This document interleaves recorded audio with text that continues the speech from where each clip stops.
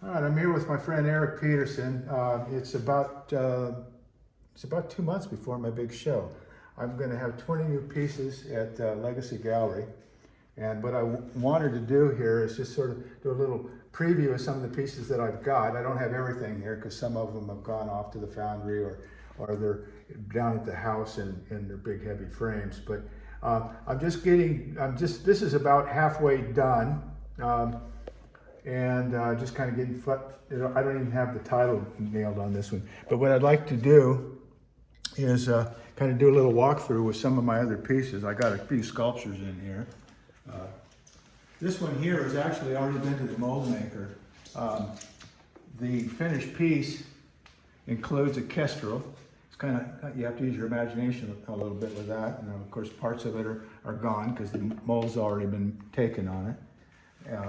This is going to be a portrait of Crazy Horse, if I can say portrait. Nobody knows what Crazy Horse actually looks like. He has his descendants who help someone like myself understand what he might look like, and there's a lot of other descriptions about that. So I thought it'd be fun to include him. Also, the thing with the kestrel, some of the historians talk about he had an affinity to the falcon. And that was sort of a special medicine for him. This one here is another piece. It's about halfway done. This is the beginning rough-in stages. I'm starting to work on her head. She won't be bald when I'm done, but she's going to be a young medicine girl. The name of the piece is Sister Moon. The concept of the moon is connected to women. She's going to have a little stick that has little charms and accoutrements on it that will represent the universe, and that's also very spiritual. And so somehow or other she's going to be kind of tucking in here and sort of looking out from underneath her shroud when I'm done with it. I have my paintings in the other room. Let's go look at the paintings.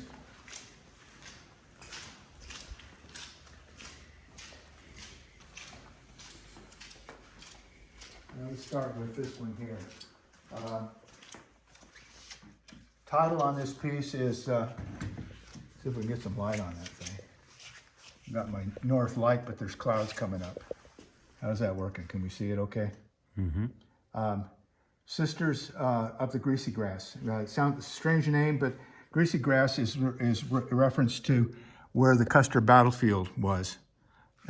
Not sure where it's got its name, but this is where I found this little girl. We had set up a teepee, and she's a little crow girl.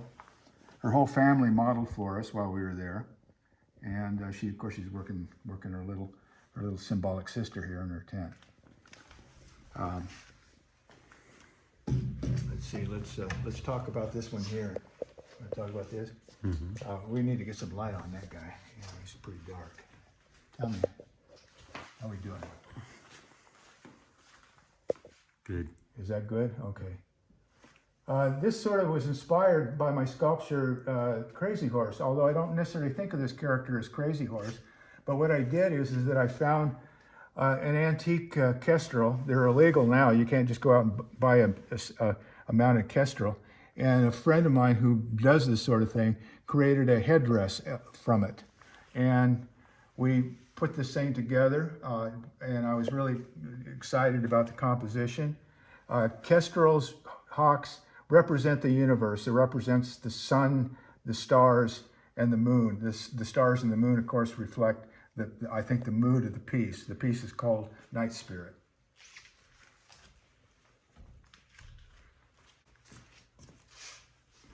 This piece has kind of the same feel as the last one. The title of this piece is Weeping Heart. The title comes from this part here in the axe. These were trade items, very popular design. This is called a Weeping Heart. I like the idea of using a title that kind of goes against maybe the feeling of the piece at first until you figure out what we're talking about. Has kind of a foreboding seriousness, and then you got Weeping Heart. So to me, I think that's personally that's fun for me.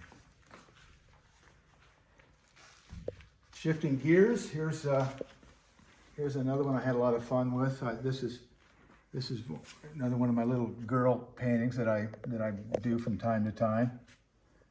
All right, where are we at? Let's get her out of that glare. Okay. All right. She happens to be a daughter of one of my favorite models that I've had for years. I got a phone call and asking if I would like to have her come model for me. So we brought her in and I dressed her up and set her down in a teepee with some dolls, and it was a bear because she just wouldn't settle down. But finally she did, and we ended up with I think a really nice pose here for her. The title of this piece is Counsel with the Little People, which having a counsel with anybody later is an important, natural thing to do, and of course she's mimicking what she sees her parents do. And let's see, let's go to this one here. Actually, this gal here is actually the mother of the little girl that I just showed. I'm calling this Daughter of the Plains, symbolic of her being part of the whole concept. She exemplifies, in my mind, the Plains people. The mood and spiritual nature of this is also something that it's always very dear to me. I don't necessarily gravitate to mundane style activities a lot of the time. I like to do things that have more of an ethereal feel. And so I'm very excited about this one. I like the way it turned out. And let's see, where else can we go? Let's take some of these big ones. Here, let's do this one here.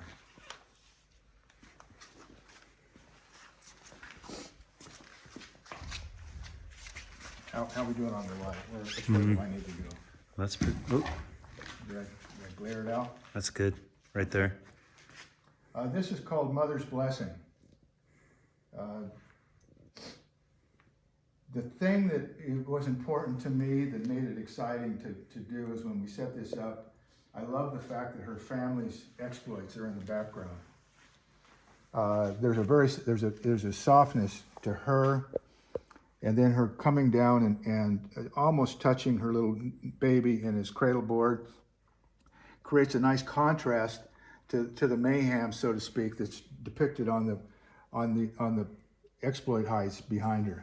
I also like the idea that we're taking a mother who's got a small child, and she's sort of emerging out of this almost a womb-like feeling. I mean, it's very very ethereal,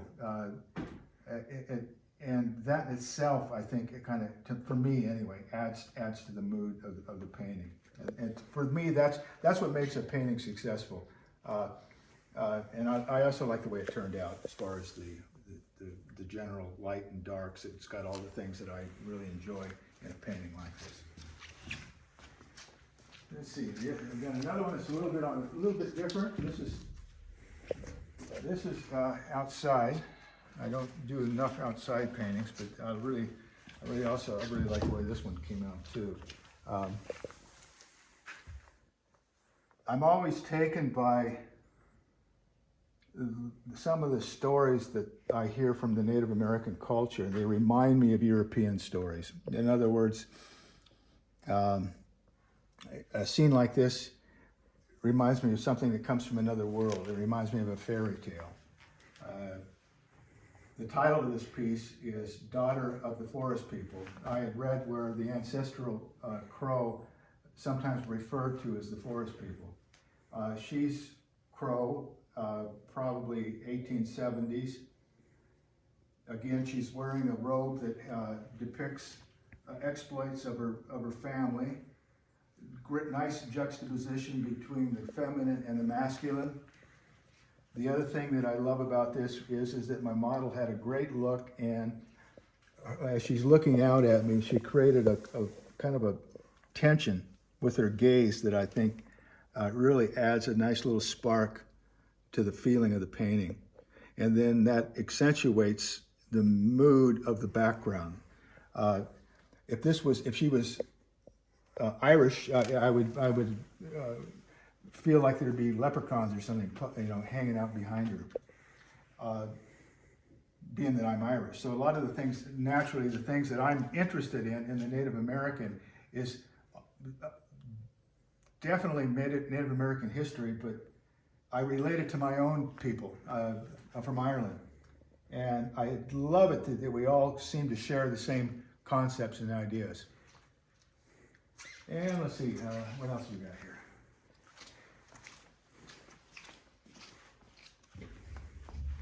Let's take this little guy here. All right, the title of this piece is Pretty Eagle. The name comes from a real character, a chief, who bears a striking resemblance to the model that I started on this painting. And I thought, you know what, that would be a great title for this piece, Pretty Eagle. God knows where they get these names, that's quite a name, for a masculine looking guy like this. And see, to me, that's what appeals to me.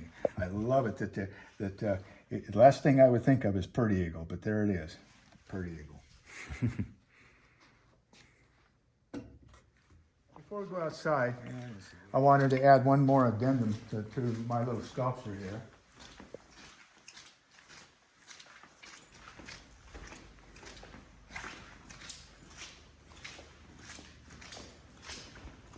This is the thing that inspires the whole thing, doing a medicine woman. This is actually a digging stick.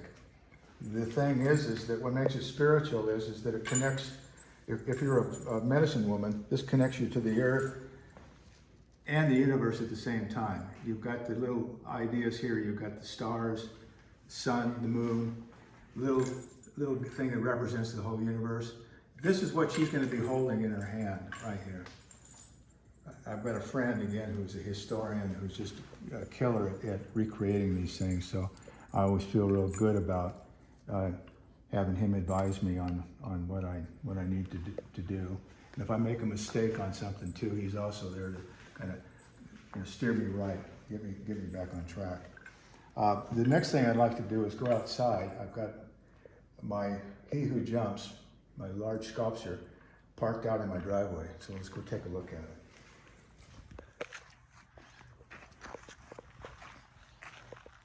Yeah, we're headed down to see He Who Jumps Over Everyone. My show 4 years ago, I did a very small version of this piece.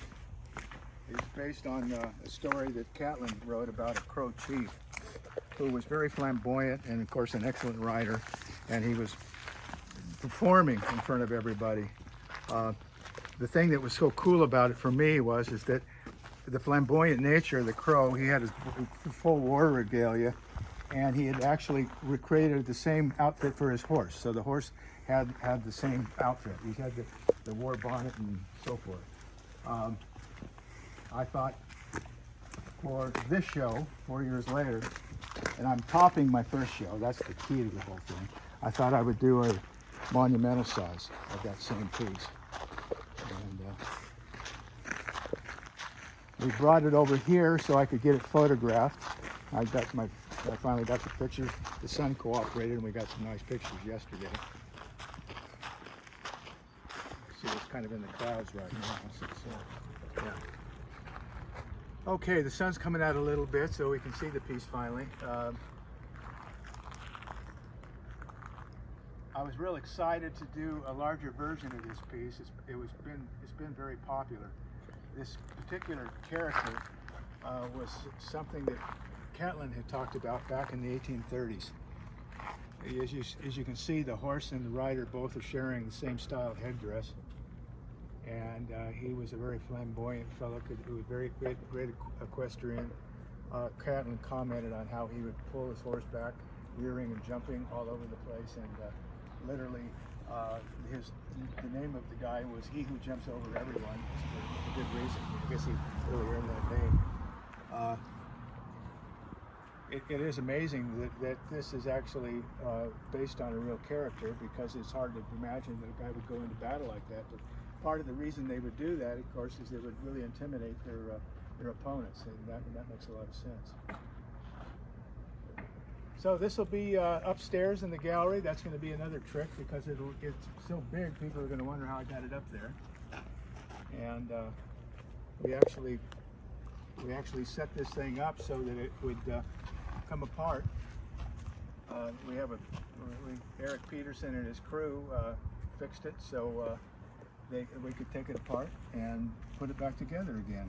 His chaser Stan, it was just like working on a watch. He just brought this thing into little parts, and we've got them bolted together, and we'll take it apart. We'll put it back upstairs, put it all back together again, and after the show, it goes back to the foundry, and where it was taken apart will be welded together like a regular sculpture.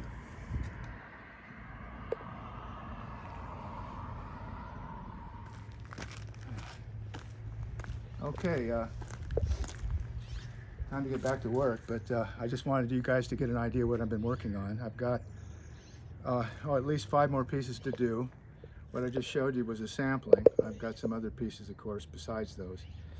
November 14th is when the show is. Hope to see you there. Thank you. Bye.